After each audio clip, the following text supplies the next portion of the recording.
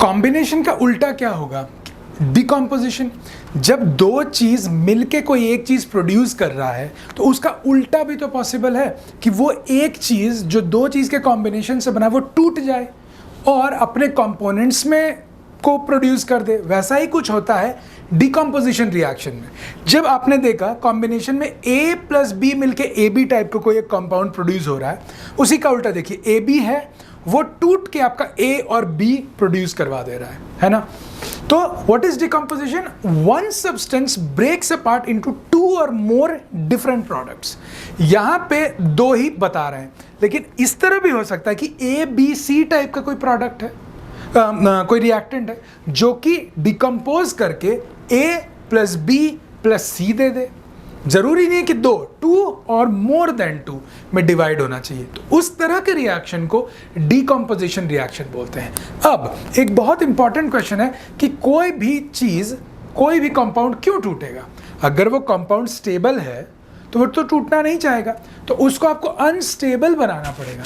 किसी भी चीज को अनस्टेबल तभी बना सकते हैं जब आप उसको एनर्जी दें। क्यों? अब देखिए कोई बच्चा है, उसमें बहुत ज़्यादा एनर्जी होता है तो वो अनस्टेबल होता है।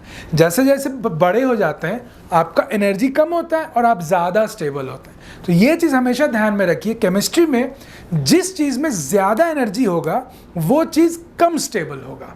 ठीक है, जैसे कि आपका सॉलिड जो मटेरियल्स होते हैं, आपने मैटर में पढ़ा है, एनर्जी कम होता है, वाइब्रेशन कम हो रहा है, लेकिन वाइब्रेशन कम होने की वजह से वो सॉलिड में है, it is more stable, right.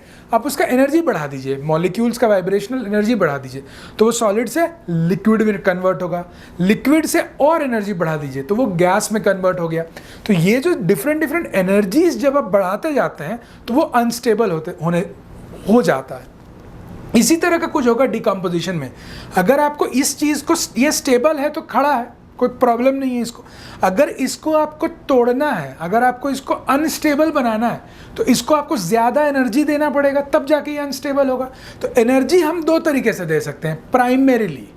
पहला हीट, तो हीट एनर्जी दे सकते हैं। दूसरा लाइट एनर्जी दे सकते हैं। एनर्जी देंगे, इसका एनर्जी बढ़ जाएगा, एनर्जी बढ़ गया तो अनस्टेबल हो गया, अनस्टेबल होने से ये टूट जाएगा। तो ये होता है डिकम्पोजिशन। इसका एक एग्जांपल देखिए, जैसे AB है, वो उसको हम अब किसी तरह से इसको हम डिकम्पोज करवा दिए, इसको अनस्टेबल कर दिए तो ये A और B में टूट गया। अगर ये ABC होता तो ये भी हो सकता था A plus B plus C, ऐसा भी हो सकता है कि AB प्लस C, ऐसा भी टूट सकता था। तो ज़रूरी नहीं है कि हर में A, B और C में ही टूटे, है ना। तो ये ध्यान में रखिएगा। जैसे एक सिंपल एग्जांपल देखते हैं मर्क्यूरी ऑक्साइड का। तो HgO का जब हम लोग डिकम्पोज करते हैं तो आपको मिलता है मर्क्यूरी और ऑक्सीजन। It's very simple. उल्टा क्या होगा? Hg plus O2 gives HgO। ये क्या हो जाएगा? Combination. So this is just the opposite of combination reaction which is decomposition, right. अब कुछ एग्जाम्पल्स देखते हैं। हम लोगों ने बताया कि जब हीट से आप डिकम्पोज करवा सकते हैं तो इस तरह के रिएक्शन को कहते हैं थर्मल डिकम्पोजिशन, है ना, क्योंकि थर्म जो वर्ड है वो हीट के लिए यूज होता है।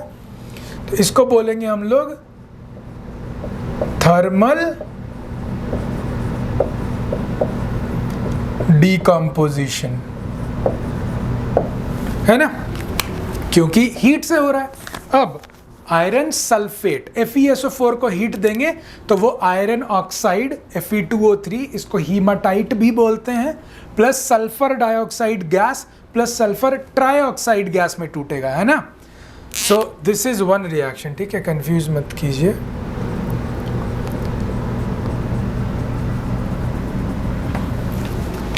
इसको अब हम बैलेंस करना होगा, देखते हैं बैलेंस करके। 2Fe है तो 2 यहां लिख दीजिए, फिर चेक कीजिए आयरन बैलेंस्ड है, सल्फर 2 है, सल्फर भी बैलेंस्ड हो गया, ऑक्सीजन है 3 3 6 2 8, ऑक्सीजन भी बैलेंस्ड हो गया, ठीक है।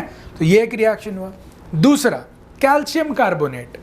कैल्शियम कार्बोनेट को जब हीट, कैल्शियम कार्बोनेट मतलब क्या? जो अंडा जो आप खाते हैं, अंडा का जो शेल होता है वो कैल्शियम कार्बोनेट का होता है। आपके घर में अगर मार्बल का फ्लोरिंग है वो भी कैल्शियम कार्बोनेट का है।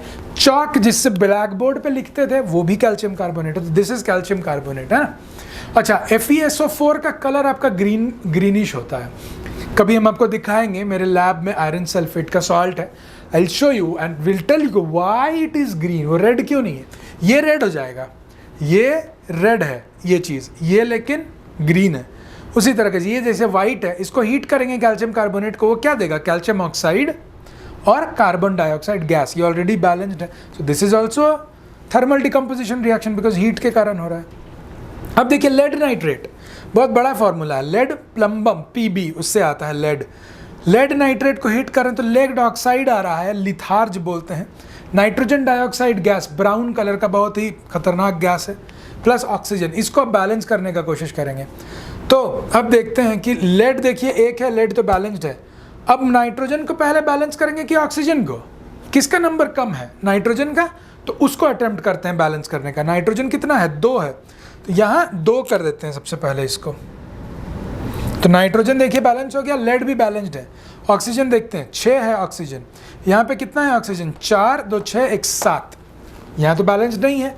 और प्रॉब्लम जनरली आता है ना ऑड नंबर के, जब ऑड नंबर हो जाता है तब प्रॉब्लम होना शुरू होता है। तो ऑड नंबर को कैसे डील करेंगे, ये जो लेड ऑक्साइड है ना, इस लेड ऑक्साइड को आप इवन बना दीजिए। इवन कैसे बनाएंगे, यहाँ पे तो 2 नहीं दे सकते, यहाँ 2 दे देते हैं, तो ये इवन हो जाएगा। The number of oxygen atoms will now become even, which makes it easier for us to balance things out. अब देखिए यहाँ पे 8 कितना हुआ, 4, 2, 6, 2, 8 ऑक्सीजन हो गया। यहाँ पे देखिए अभी भी 8 ऑक्सीजन नहीं हुआ है, 8, यहाँ पे अभी 6 ही ऑक्सीजन है, ठीक है, यहाँ प्रॉब्लम हो गया। अब देखिए लेड 2 है, नाइट्रोजन 2 है, तो लेड को पहले डील करते हैं, 2 लेड है ना, यहाँ पहले 2 लेड लगाइए, लेड देखिए बैलेंस हो गया है ना। अब नाइट्रोजन देखिए, नाइट्रोजन क्या हुआ, यहाँ 4 नाइट्रोजन हो गया, लेकिन यहाँ कितना नाइट्रोजन है, 2, तो यहाँ तो नहीं होगा 2, यहाँ पे 4 कीजिए इसको, ठीक है। तो इस केस में लेड भी बैलेंस्ड है, 2 नाइट्रोजन 4, नाइट्रोजन 4, ऑक्सीजन देख लेते हैं। ऑक्सीजन देखिए 6 दूनी 12 ऑक्सीजन है इधर, यहाँ कितना ऑक्सीजन है, 2, 4 दूनी 8, 2 10, 2 12, देखिए बैलेंस हो गया है, ठीक है। तो ये एक ट्रिक है बैलेंस करने का, जो कि आप धीरे धीरे ही सीखेंगे कि कब, जैसे यहाँ पे बैलेंस नहीं हो रहा था, ऑड था, तो इसको इवन करके फिर देखने लगे, है ना, इस तरह से। ओके, अब देखते हैं कि ये तो था थर्मल डिकम्पोजिशन का।